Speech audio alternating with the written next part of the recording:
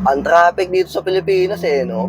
Pero yung tito ko, ang galing magmaneho, ang galing sumingit-singit. Isipin mo, mula Cavite hanggang Bicol, kinuha lang ng 5 oras. 8 oras ang biyahehan dun eh. Pste. Ang bobo ng tiyuhin mo. O bakit? Ilang oras?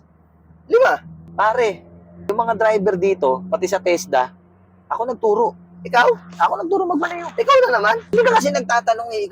Ilang oras yung Bicol? Kinuha niya lang ng 5 oras. Putang Mabilis bagal yun. ng tiyuhin mo, pre. Ang bobo ng tiyuhin mo magmaneho. Ang bilis ng takbo, 200. Ay, takot. Takot. Pare, binyahe ko yung 15 minutes, Bicol. Bicol? Bicol. Oh, 15 minutes. Saan galing? Cavite rin? Hindi, Maynila pa yun.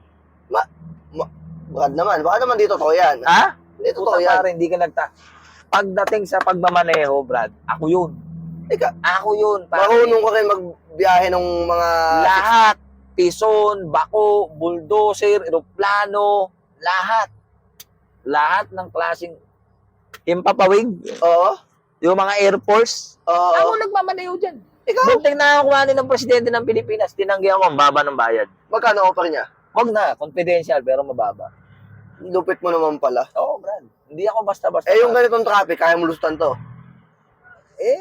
Wag ngayon, wag ngayon. Bakit? Wag ngayon. Wala akong gana mag-drive ngayon eh.